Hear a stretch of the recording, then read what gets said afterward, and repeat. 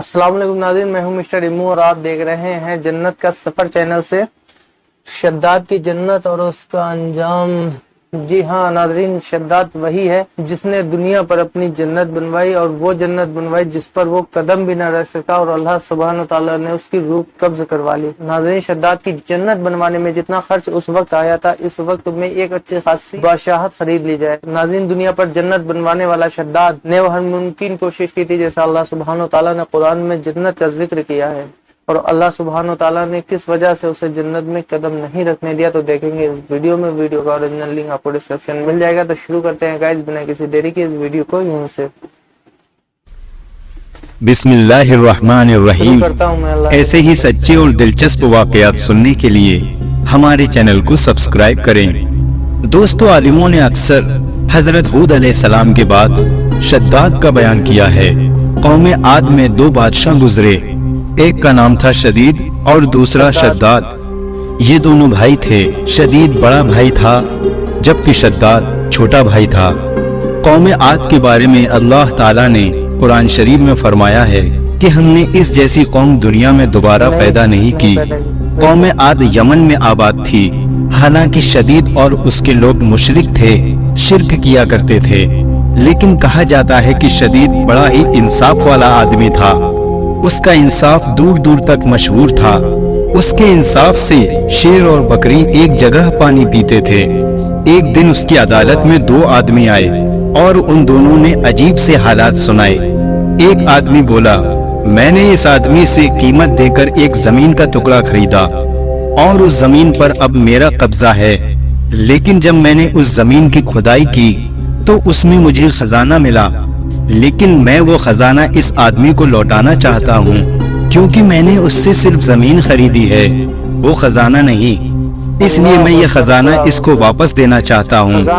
दूसरा आदमी बोला, मैंने जमीन इसको बेची है, इसलिए उस जमीन में जो कुछ भी है वो सब इसी का है, इसलिए ये खजाना भी इसी का है और मैं ये खजाना वापस नहीं ले सकता और मेरे समझ में नहीं आता कि ये खजाना क्यों नहीं ले रहा है, क्यों बहाना बना रहा है। शदीद ने उन लोगों से पूछा, तुम दोनों की कोई औलाद है? उन्होंने कहा, हाँ है, एक के पास बेटी है और दूसरे के पास बेटा है। शदीद ने हुक्म दिया कि उन दोनों का आपस में निकाह कर दो और ये खजाना उन दोनों को दे दिया जाए। शदीद का ये फैसला सभी लोगों को बड़ा ही पसंद आया और इसके इस इंसाफ की चर्चा दूर दूर तक हो गई। हजरत हूद अलैहिस्सलाम ने शदीद को ईमान की दावत दी, लेकिन उसने सब कुछ होने के बाद भी मना कर दिया और शिर्क की ही हालत में मर गया। इसके बाद शद्दाद गद्दी पर बैठा। हजरत हूद अलैहिस्सलाम ने शद्दाद को भी ईमान लाने के लिए कहा। शद्दाद ने कहा, अगर मैंने तुम्हारा दीन अपना लिया तो मुझे क्या फायदा होगा? हजरत हूद अलैहिस्सलाम ने फरमाया, अल्लाह ताला तुम्हें इसके बदले हमेशा हमेशा के लिए जन्नत अता फरमा देगा और तुम पर अपनी रहमत और मेहरबानी करेगा। शद्दाद ने जवाब दिया, अपनी जन्नत तो मैं खुद ही इस दुनिया में ही बना लूंगा और वहाँ ऐशो आराम के साथ रहूंगा। इसके बाद शद्दाद ने दुनिया में ही जन्नत बनाने का मजबूत इरादा कर लिया। इसके बाद शद्दाद ने मुल्क के कोने कोने में ये पैगाम भेजा और हुक्म दिया कि सबके पास जितना भी सोना चांदी है वो सब के सब उसके पास लाकर पेश किया जाए। इस तरह उसके पास बड़ी तादाद में सोना चांदी हीरे जवाहरात जमा हो गए। फिर उसने एक खूबसूरत जगह की तलाश करनी शुरू कर दी और उसे वो जगह मिल भी गई। वो जगह ऐसी थी जहाँ की हवा जन्नत की हवा की तरह खुशबूदार थी। उसने एक जगह पर तमाम हीरे जवाहरात जमा करवाए। मुल्क के कोने कोने से बड़े ही तेज और होशियार कारीगर बुलवाए और इमारत की मजबूत से मजबूत नींव डलवाना शुरू कर दी। उसकी दीवारों की लंबाई लोगों की सोच से ज्यादा ऊंची थी और उसकी चौड़ाई उसके कारीगरों के हिसाब से उस वक्त की सबसे चौड़ी दीवार थी। आसमान को छूती थी और उसकी चमक धमक सूरज और चांद की मानिंद थी। जब से ये दुनिया कायम हुई थी ऐसी इमारत कभी नहीं बनी थी। उसकी दीवारें सोने और चांदी से बनवाई गई थी और छत सोने के पत्तों से सजाई गई। उसके सुतून खूबसूरत बिल्लौर से मजबूत किए गए اور ہر چیز بہترین طریقے سے سجائی گئی۔ وہاں کی نہروں میں ریت کی بجائے انمول موتی بچھائے گئے اور وہاں کے پیڑ سرخ سونے کے پھلوں سے لاد کر مشک اور عنبر کی خوشبو سے بھر دیے گئے۔ جس وقت ان پیڑوں سے ہوتی ہوئی سوکھی ہوا چلتی تھی تو اس طرف کے رہنے والے لوگوں کے دماغوں میں خوشبوؤں کو بھر دیتی تھی۔ شداد نے زمین پر مٹی کے بجائے مشک اور عنبر بچھوایا۔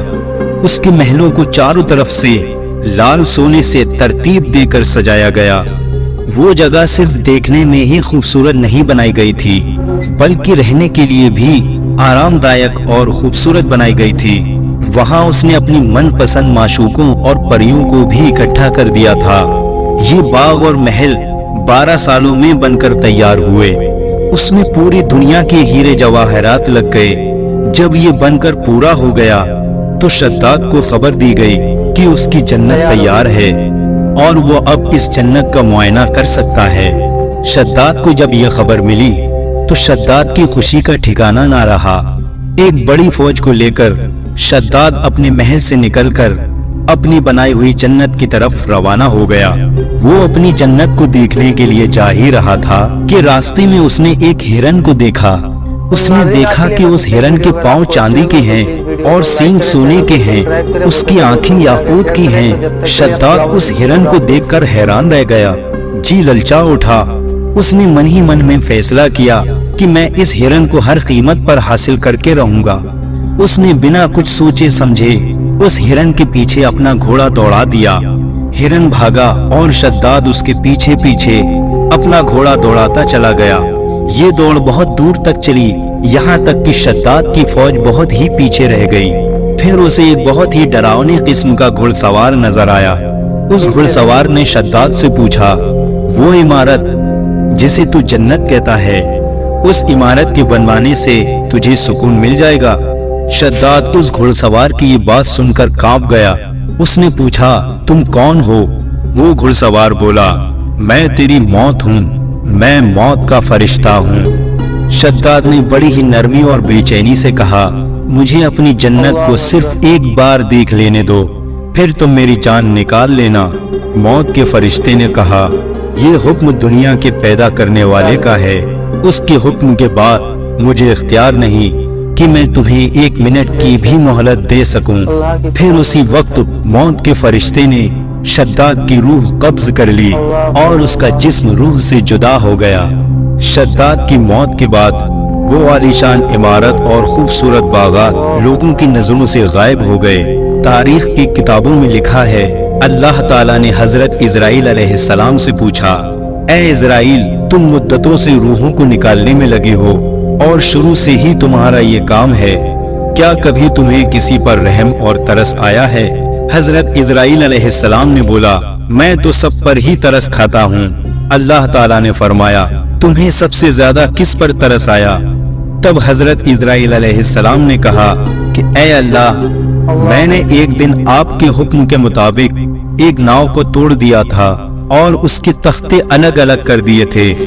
ہوا کا جھونکا آیا، ناؤ ڈوب گئی اور ناؤ والے بجلی کی طرح کچھ ہی دیر میں ختم ہو گئے، مگر ایک عورت جس کے پیٹ میں بچہ تھا، اس کو حکم کے مطابق ناؤ کے تختوں کا سہارا بنا کر بچا لیا۔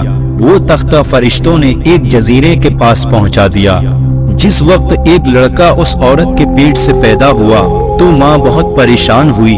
آپ کا حکم ہوا کہ ماں کی جان نکال لو اور اکیلے اس لڑکے کو اس کے پہلو میں پڑے رہنے دو۔